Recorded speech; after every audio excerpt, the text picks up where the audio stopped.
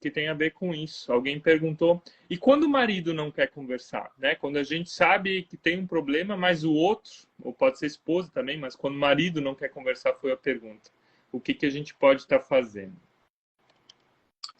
Quer responder? Pode falar. Na verdade, a Bíblia nos ensina que a mulher, ela santifica o homem.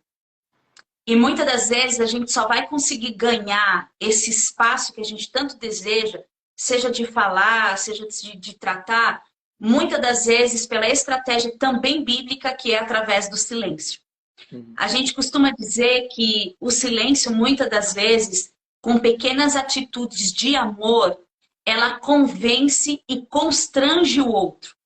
Então, atitudes pequenas, aí a pessoa pode até pensar assim agora, então quer dizer que eu sempre vou ter que ceder, que eu sempre vou ter que... então tudo... Na verdade, quem pratica o cristianismo entende isso como alcançar a alma do outro.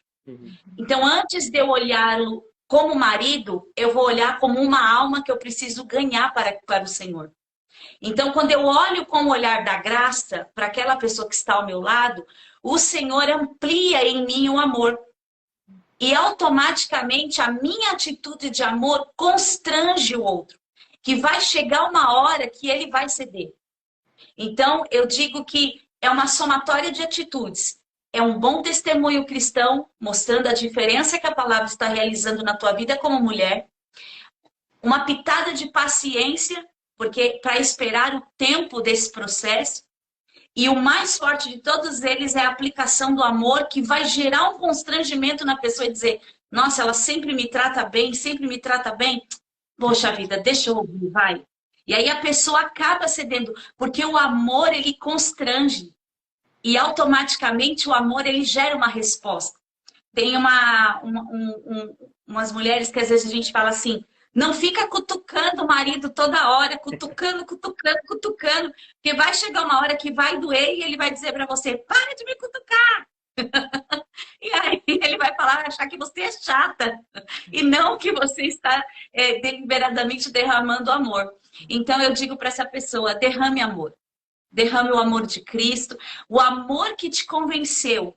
Derrame esse mesmo amor para convencer o coração do seu marido. Não há coração que permaneça duro diante do Rei da Glória. Sábias palavras. Legal. E já falando sobre esse assunto, então, a gente também, né, voltando ele, o que falta para casais que não conseguem se blindar? Que não conseguem? Se blindar. Se blindar.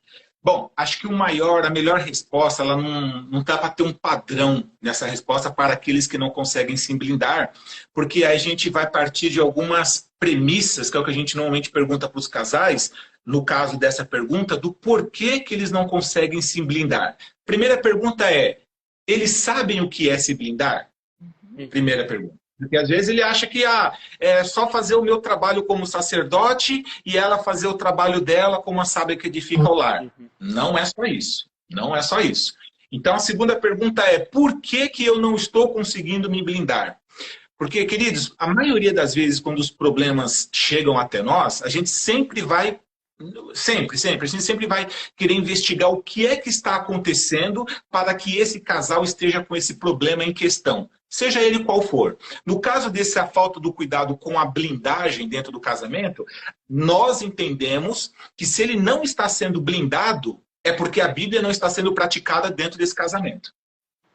E aí a gente vai para uma questão tão profunda de aplicação de todos os versículos, ou da maioria deles, em que a Bíblia nos orienta em relação àquilo que é tanto o papel de um como o papel do outro na questão de blindar o seu casamento, que normalmente quando existe uma brecha, um determinado problema que entrou, é porque algum desses itens, seja Provérbios, seja Cantares, seja Efésios, seja Eclesiastes, seja qual for o texto bíblico na sua, obviamente dentro da sua questão, normalmente é porque algum deles não está sendo colocado em prática. Então a gente normalmente vai nesse ponto e fala assim, olha, para essa questão que vocês levantaram, que de repente os está levando a não conseguir blindar, é porque isso está faltando dentro do seu casamento.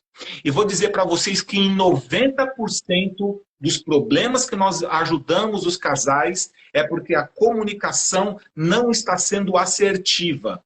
É uma comunicação que está sendo falha e, às vezes, agressiva. Infelizmente, a maioria, quando se altera nas suas reclamações, nas suas brigas, nas suas discussões, ninguém quer mais escutar ninguém e eles tentam se vencer pelo grito. Aí já entra na ignorância, na violência verbal e geralmente a comunicação assertiva, que é o que a gente sempre prega, que é a mais eficiente dentro de um casamento, ela não está sendo pregada. Então, assim, respondendo a pergunta da Suzy de uma forma geral, tá? Não específica, mas de uma forma geral, eles não conseguem se blindar quando a comunicação deixa de ser assertiva. Uhum.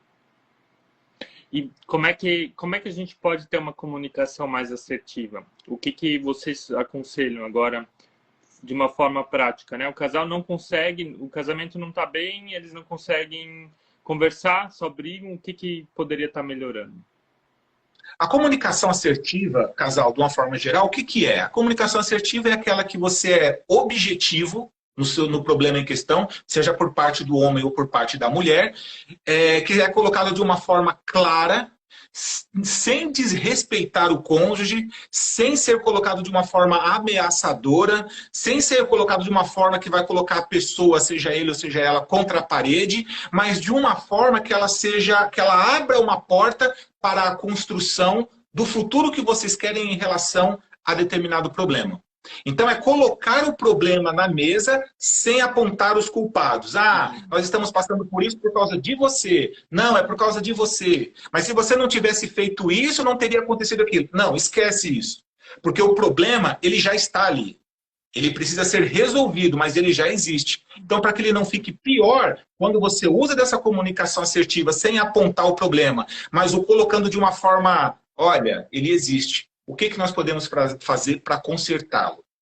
Como que nós chegamos desse problema? Ah, chegamos por causa disso, daquilo, eu errei, você errou. Acho que isso desarma qualquer um que já vem armado para aquela confusão, que é a solução desse problema. Então, quando você vai dessa forma de construir uma resposta, uma solução para esse problema, 99% das vezes, né? Não vamos falar sempre porque nós não temos parâmetro ainda para isso, mas 99% das vezes, normalmente, a comunicação assertiva ela funciona. Ou seja, é entender ambas as partes para que uma solução seja decidida pelo casal em acordo.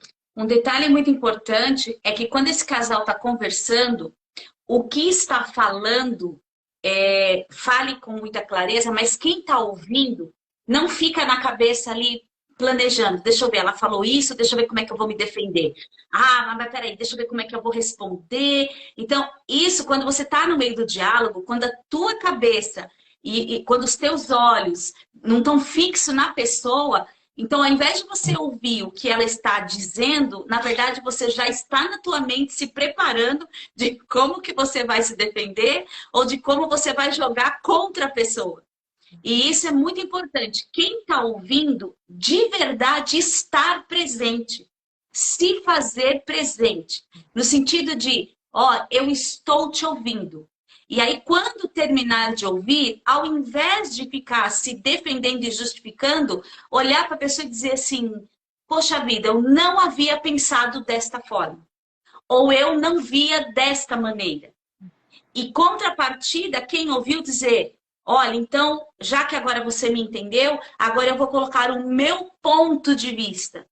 Porque quando você dialoga sem ficar preocupado em se autodefender, você consegue entender o que a pessoa está dizendo.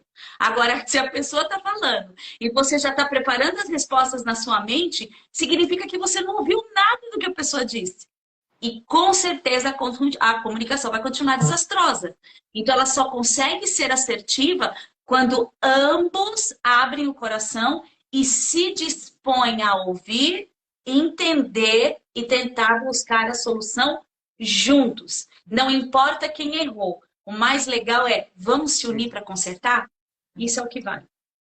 E uma ponte, né? Se eu usar como exemplo, uma ponte nunca se constrói só de um lado. São os dois lados que vão sendo construídos até você achar o meio. O casamento também é assim. É comunicação Perfeito. No casamento, né?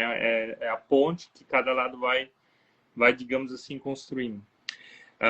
O problema, só complementando, o problema, você usou um exemplo muito bacana, a gente costuma usar nas palestras também. O problema é que quando o casal já chega nesse ponto de não conseguir mais se ouvir, ou um está faltando, não quero mais ouvir, não quero mais falar, não quero mais discutir, eles deixaram de construir a ponte e passaram a levantar muros. Rapaz, e para derrubar muro dentro de um relacionamento é difícil. Às vezes você vai lá dando umas bicudas, um chute, manda um trator, mas o muro foi tão bem construído que é difícil quebrar. Então é nessas horas que a gente conta com o Espírito Santo do Senhor para nos dar um insight, entrar numa determinada linguagem ali que eles venham a entender e esses muros sejam derrubados. E isso que você